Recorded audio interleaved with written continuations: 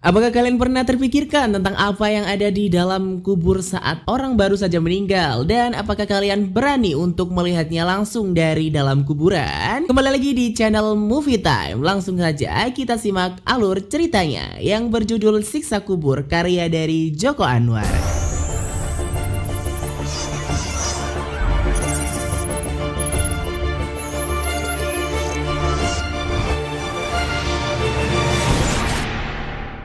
Di awal film dipertunjukkan keluarga Sita dan Adil baru saja membuat roti dengan bentuk buaya. Tapi Sita dan Adil meledek roti buatan ayahnya karena rotinya tidak mirip dengan hewan buaya. Adil dan Sita mengeluhkan tentang keuangan keluarga mereka yang semakin menurun karena sepi pelanggan. Rencana mereka adalah pindah ke sekolah gratisan yang disarankan oleh pamannya. Scene berpindah ke dalam ruang pemanggang yang terlihat ayah dan ibu sedang mengobrol tentang bagaimana kalau toko roti ini dijual saja. Tapi ibu tidak menyetujui karena Adil dan Sita sangat suka dengan toko rotinya dan alasan lain mempertahankan warisan orang tuanya, sehingga akhirnya mereka mau mengusahakan lagi toko rotinya. Ayah dan ibu keluar dari tempat pemanggangan. Semua orang di luar sedang mengantri panjang untuk membeli donat dengan diskon 50%. Dua bocah yang sering membuli Adil masuk ke toko roti dan menghampiri Adil. Sita menghampiri dua bocah itu dan menyuruh untuk pergi. Tiga pemuda datang ke toko roti dan menanyakan roti yang paling spesial, dan ibu menawarkan roti meses mocha yang paling spesial, tetapi pesanannya akan datang dalam 10 menit. Bapak-bapak yang terlihat memakai earphone datang ke dalam toko dan tidak mengatakan apa-apa. Bapak-bapak itu batuk dan Adil membawakannya segelas air minum untuk bapak-bapak itu. Ia membuka tasnya untuk memberikan Adil sebuah tape dan memberikan pesan kepada Adil kalau di luar berbahaya dan melarang untuk keluar. Tiga orang pemuda yang tadi menanyakan roti spesial mencuri uang yang ada di dalam laci dengan alasan untuk ongkos pulang karena uangnya habis. Sita menahan tangan orang yang berusaha mencuri uangnya. Sita memberitahu orang tuanya kalau uangnya diambil. Orang tuanya keluar untuk mengejar orang itu. Bom bunder pun terjadi dan mengenai beberapa orang di luar, termasuk orang tua Adil dan Sita. Ketakutan muncul di wajah Adil dan Sita. Ulah dari kejadian bom bundir itu adalah bapak-bapak yang memberikan tip ke Adil. Informasi ini terungkap di radio saat Adil dan Sita dibawa ke kantor polisi. Polisi datang untuk mewawancarai mereka berdua, tetapi mereka berdua tidak mau berbicara yang sebenarnya. Sita memaksa diri untuk pulang ke rumah, meskipun di rumah mereka tidak ada siapa-siapa, yang menurut Adil juga percuma pulang ke rumah kalau tidak ada siapa-siapa. Setibanya Adil dan Sita di rumahnya, Sita mutar tape itu di tape player untuk mengetahui apa yang ada di dalam dan mungkin mereka akan mengetahui apa yang terjadi. Tape itu berisi suara teriakan wanita yang sepertinya sedang disiksa, dan di ujung tape berisi suara. Scene berpindah ketika Sita sudah pindah ke sekolah baru, yaitu di pondok pesantren. Sita dengan ekspresi kesal ketika mendengar ustadzah yang sedang membahas tentang pertanyaan yang akan ditanyakan ketika orang yang telah dikuburkan. Sita mengajukan pertanyaan kepada ustadzah. Setelah bercakap dengan ustadzah, Sita hanya terdiam dengan jawaban ustadzah. Sita dan Adil mencoba kabur dari kelas menuju hutan yang ada di belakang ponpes. Mereka diberi pilihan, yaitu keluar jalur dengan penjaga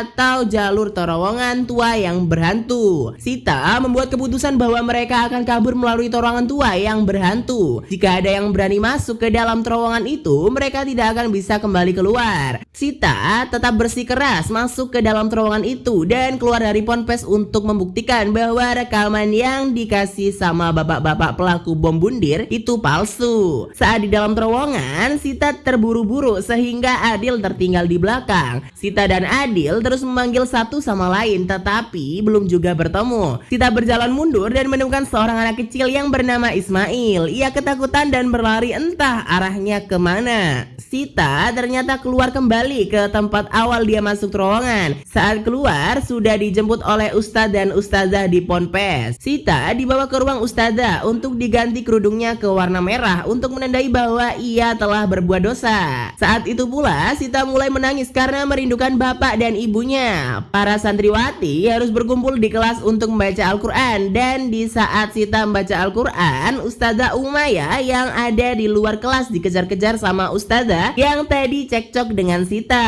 Sita yang mendengar itu pun penasaran penasaran sama perdebatan tersebut. Ternyata perdebatan itu mereka akan membawa Adil ke sebuah tempat. Sita yang mendengar hal tersebut, ia langsung bergegas ke tempat di mana Adil akan dibawa sama mereka. Saat Sita tiba di tempat, ia dicegat oleh dua penjaga dan melarang Sita bertemu dengan Adil. Security itu membawa Sita kembali ke ponpes dan mengurung Sita di dalam gudang. Pintu jendela diblokade dengan kayu sehingga Sita tidak bisa keluar dari gudang. Sita mencoba melepaskan kayu yang memblokade jendela, tetapi kayu itu terlalu kuat sehingga kuku jari tengah Sita copot. Sita melepas kerudungnya dan mencoba mengikatnya di antara kayu dan menariknya sekuat mungkin. Dan benar saja, satu kayu telah copot. Sita tanpa berpikir panjang langsung bergegas keluar melewati jendela. Saat Sita baru saja keluar dari gudang, ia ketemu dengan Ustazah Umayyah dan memberikan tas Sita yang berisi uang dan makanan. Sita melanjutkan rencananya untuk membawa pergi keluar Adil dengan cara Sita melemparkan batu ke kaca mobil yang mau membawa Adil, mengecoh orang itu agar menjauh dari mobil. Saat orang itu lengah, Sita menjemput Adil dan membawanya kabur dari ponpes lewat terowongan yang katanya berhantu itu. Sita berjalan masuk ke dalam terowongan itu dengan sangat yakin, tetapi saat Sita mengira ia menggandeng tangan Adil, padahal yang digandengnya adalah tangan Ismail, anak kecil yang ditinggal di situ. Sita lari ketakutan sambil terus memanggil Adil. Scene selanjutnya saat Sita sudah dewasa dan bekerja di tempat panti jompo. Terlihat ia sedang mengurus mayat Pak Ganda. Dua kakek-kakek yang bermain catur tiba-tiba menjatuhkan semua caturnya. Sita dan teman kerjanya bergegas membereskan caturnya yang tadi dijatuhkan oleh kakek-kakek tadi. Pak Wahyu memanggil Sita ke kamarnya untuk mengusir anak kandungnya Pak Wahyu yang datang untuk membawa pulang Pak Wahyu dan mengurusnya sendiri di rumah karena di panti jompo biayanya terlalu mahal. Anak dari Pak Wahyu akhirnya mau meninggalkan ruangan karena alasan Pak Wahyu akan check up harian ke dokter. Pak Wahyu menyuruh Sita untuk membuat teh karena teh buatan Sita sangat enak. Anak dari Pak Wahyu menghampiri Sita di ruangan di mana Sita membuat teh untuk berdebat dengan Sita. Sita kembali ke kamar Pak Wahyu dan mendapati Pak Wahyu merengek di kamarnya dan mencari ibunya. Dan Sita membujuknya untuk pergi ke tempat ibunya. Tin berpindah ke Adi yang sedang memandikan jenazah Pak Ganda dan memproses jenazahnya. Saat Adil pulang ke kosnya, dia diusir oleh istrinya sendiri dan menyuruh Adil menceraikannya karena pekerjaan Adil yang sering mengurus mayat. Scene berpindah saat Sita masuk ke dalam ruangan Pak Wahyu dan mereka pun berdebat tentang agama. Pak Wahyu mengaku bahwa ia bisa melakukan apa saja meskipun itu buruk karena ia tidak bisa percaya adanya siksa kubur dan siksa neraka. Plot twistnya, ternyata Pak Wahyu adalah pemilik pondok pesantren yang dulu Adil dan Sita belajar. Dan Pak Wahyu yang membiayai pondok pesantren tapi memperkaos 49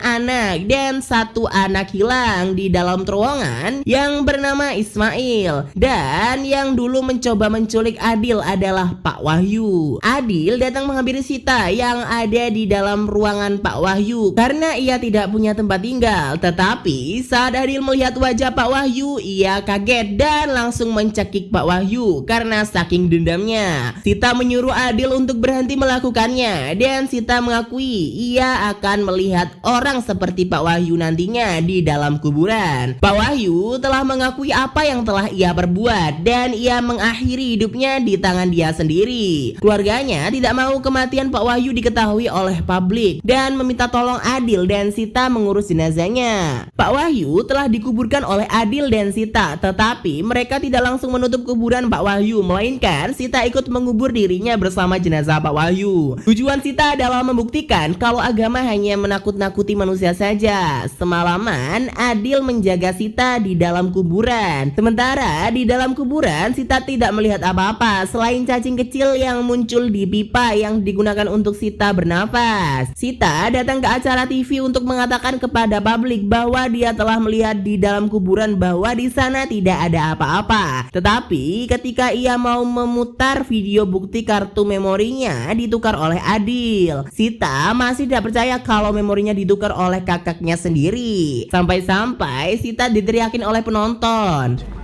Mau mainin agama ya?